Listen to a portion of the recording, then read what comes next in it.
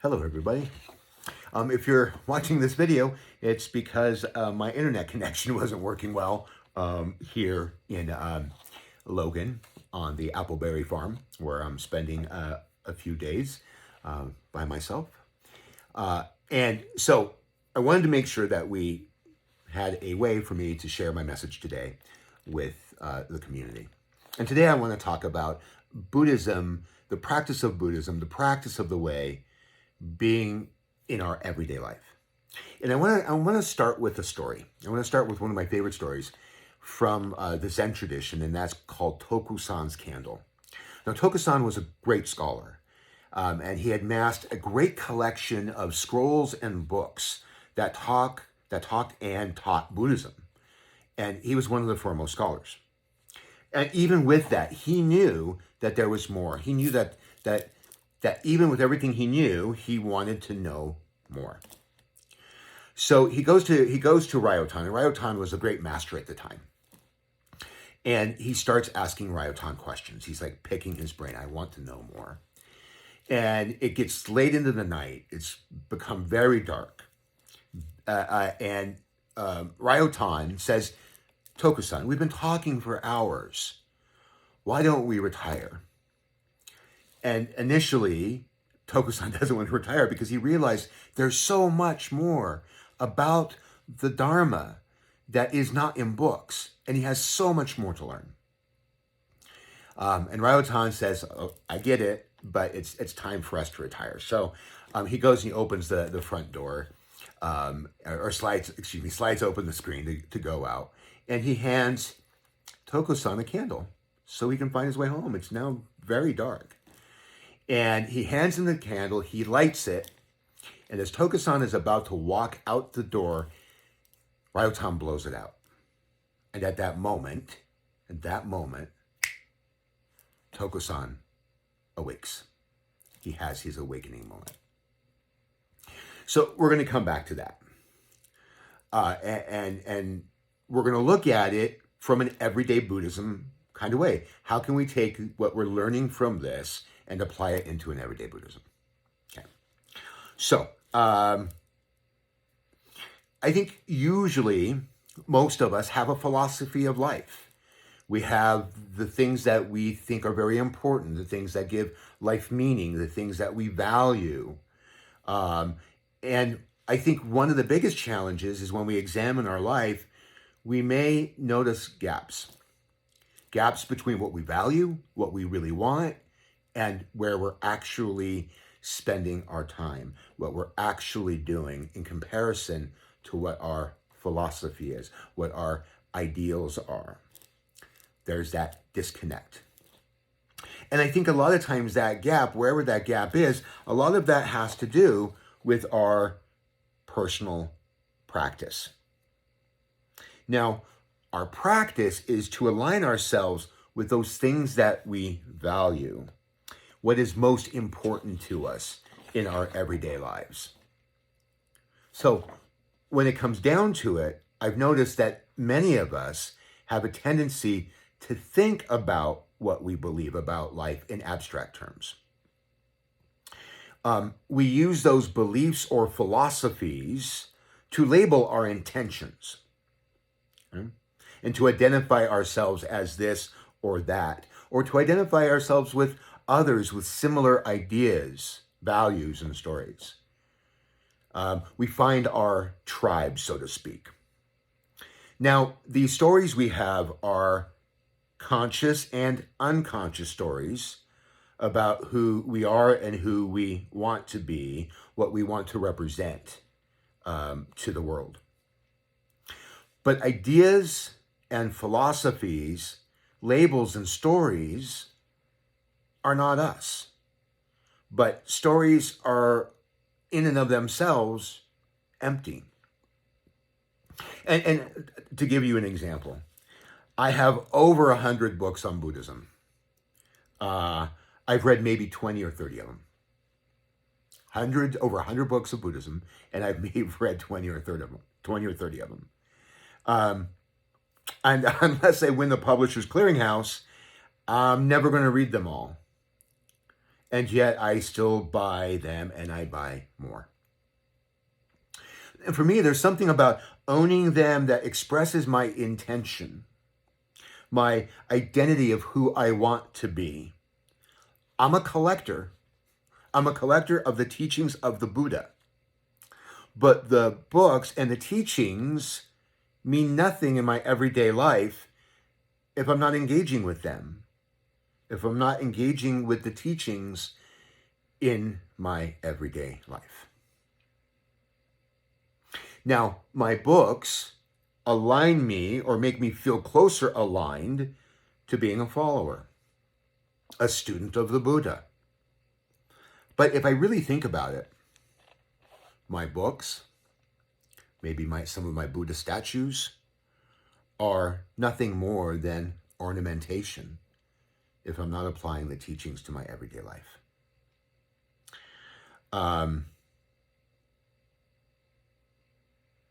So if we think about our lives, we think about some of the things we do in our lives, it's important, I think, for us to examine and to look at what our commitment is. Not just to the Buddhism, but the things we give voice to. What is our commitment to the environment? What is our commitment to social justice, to compassion, to our practice? Where does our humility lie? So we engage with the world, with our stories of ourselves as masks, as what we want to display to the world. This is what I want to show to the world.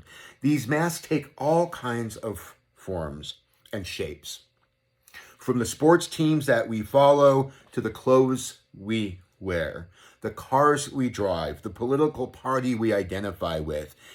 These are all part of this story, this mask that we share with the world. We do this with every religion or sect, with our declared, or even with our declared secularism. We are saying, this is my story, this is what I represent. This is my philosophy of life. And for the most part, we do a good job at sharing our stories. And it's become even more true with social media platforms such as Facebook, Instagram, and Twitter.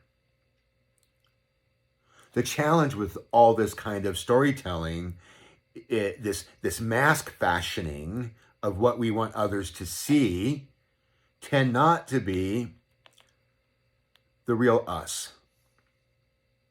They reflect more about who we want or think we should be, or what others expect us to be.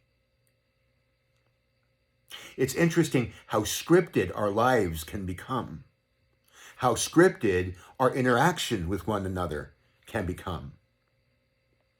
I will share something with you, and if my script becomes so pathological, if you don't respond back in the exact way that I expect you to respond back, I'm disappointed.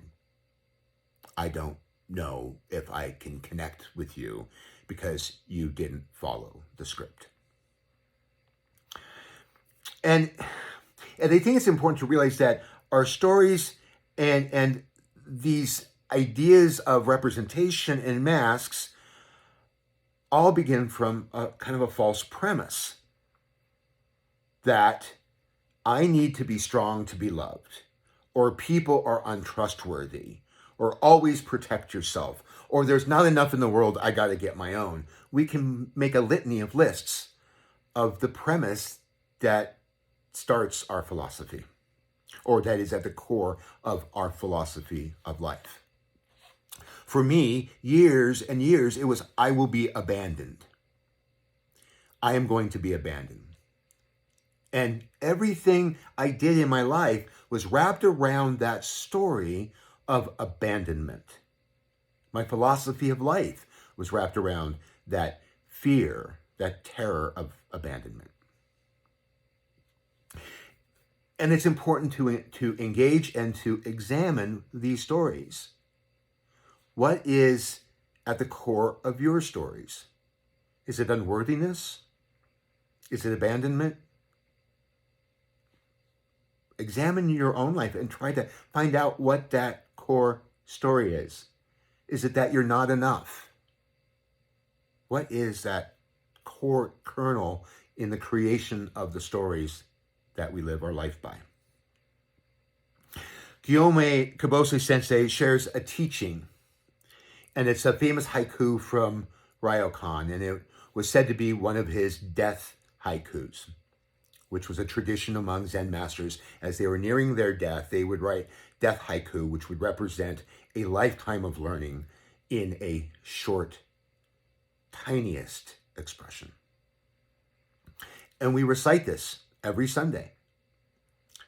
Maple leaf, showing front, showing back, falling down.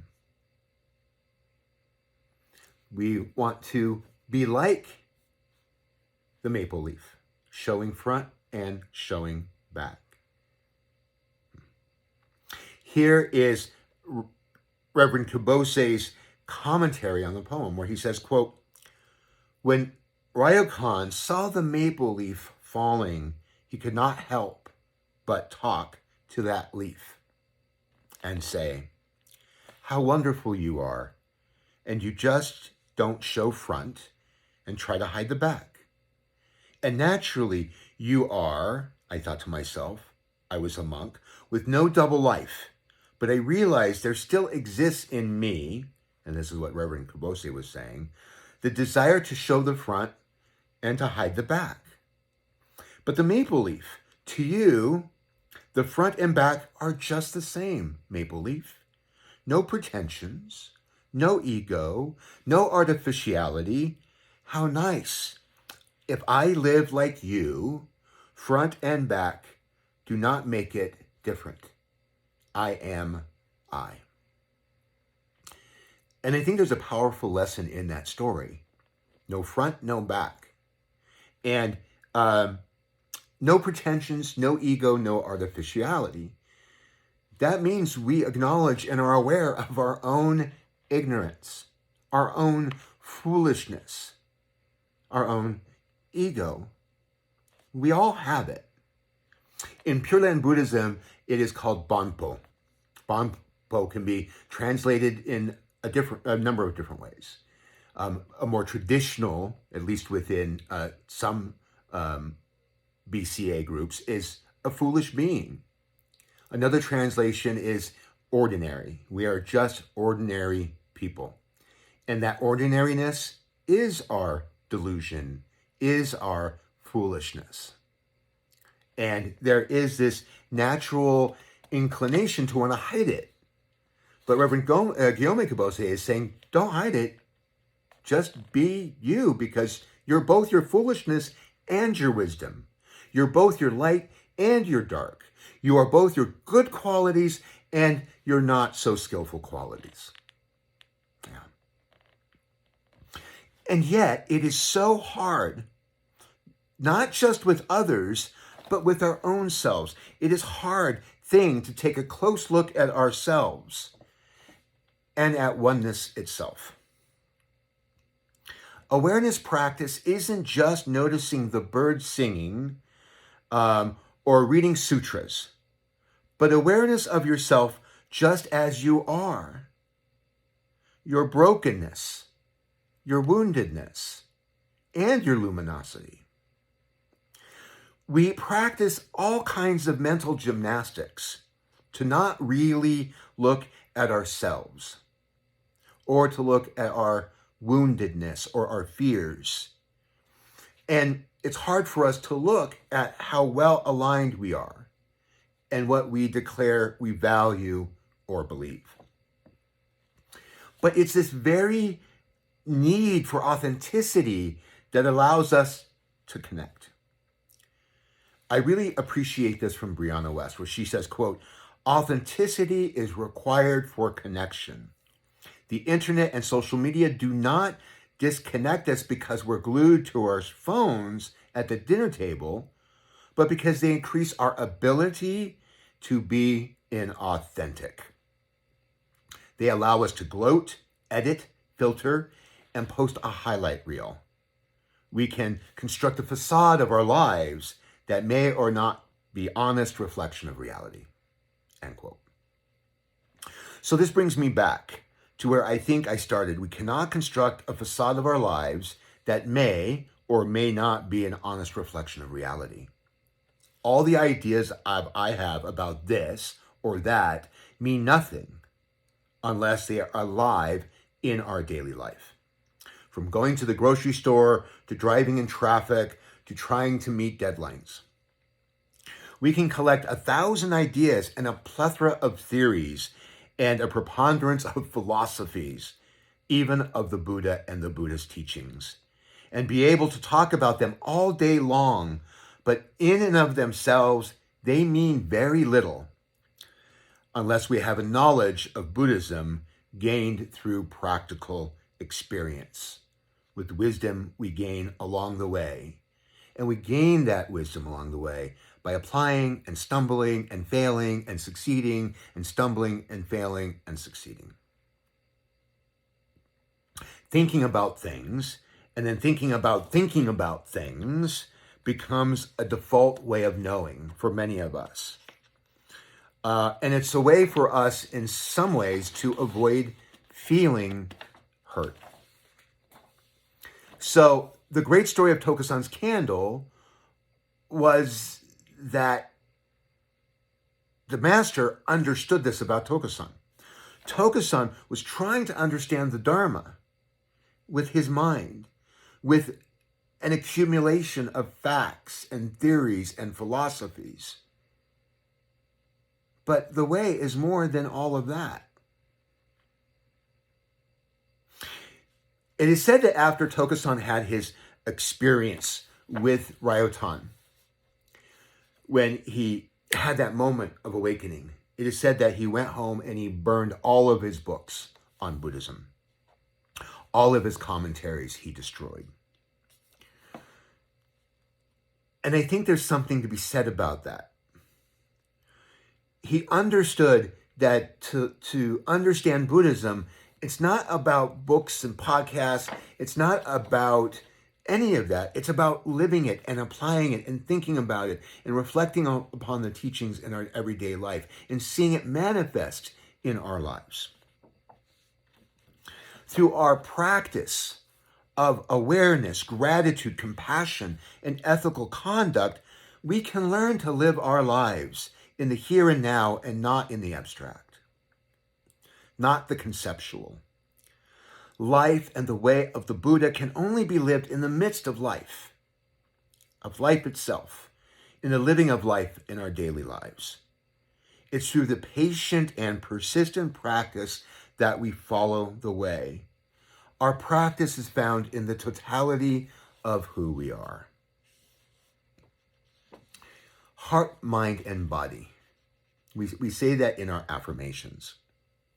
It's easy for us to be like Tokusan, to have a lot of knowledge about things, and to even share that knowledge with the zeal of a missionary. But what are we really doing in our lives to live what we value and what we believe? I'm right there with you. I am a hypocrite with my 100 books on Buddhism compared to my 100 hours of Netflix viewing. The maple leaf showing front, showing back, falling. It is easy for us to be like Tokusan when we realize that there needs to be more, but we need to realize that there needs to be more than knowing. The knowing of things is just the beginning, and also the unknowing of things is where this ability to experience life.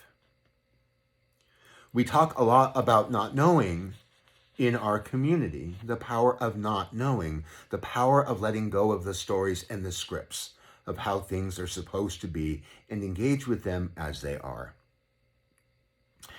Although I will say I'm not like Tokusan, I'm not ready to burn all my books, at least not yet. And I want to share a morning prayer. That's a traditional morning prayer, and it's called the 5 Remembrances.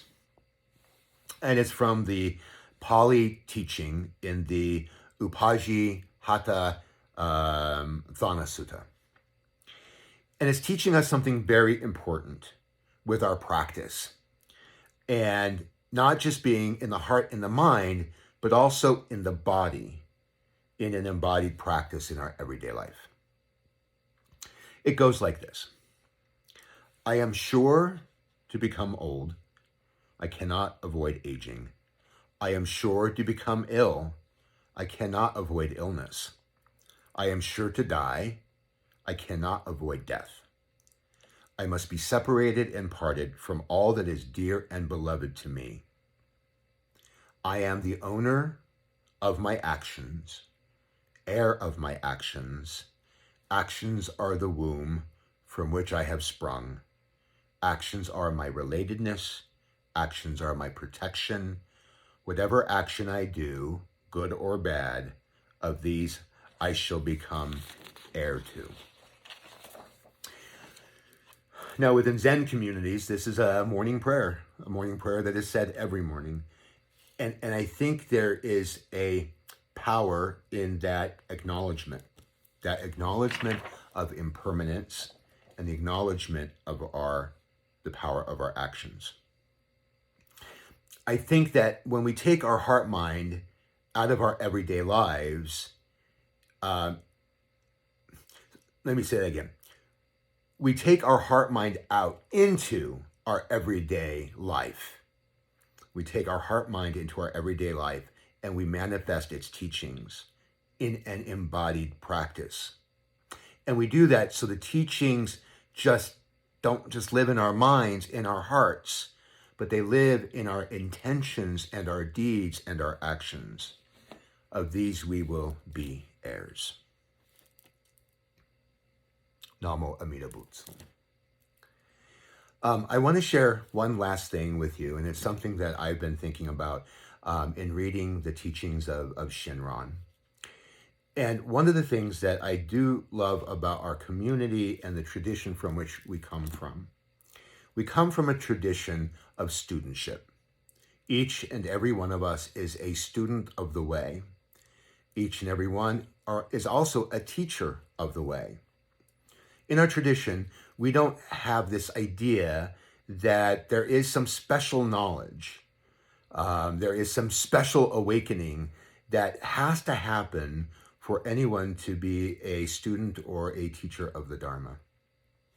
What makes somebody or allows us to be teachers is that we are first students. And to be a student, there is a humility that comes from that, a desire to want to look and see and to align ourselves to that which we value. And I also love that within Pure Land Buddhism, there is the idea that at heart we are all Bampo. We are all foolish beings, ordinary beings, and that we will fail, and that we will succeed, and that we will fail again. And the important thing in our practice is the old Japanese saying, 2 times down, 3 times up. I think that would be a great motto for all of us to aspire to. A great affirmation in the morning or in the evening as we get ready for bed or we begin our day. 2 times down, 3 times up. And that is important as we try to practice our Buddhism in an everyday way, in an everyday aspect. And we work to align what we value to what we do, to how we are, to how we engage with the world. And that's my aspiration, that we will be able to do that in our personal lives and as a community. Namo Amida Butsu.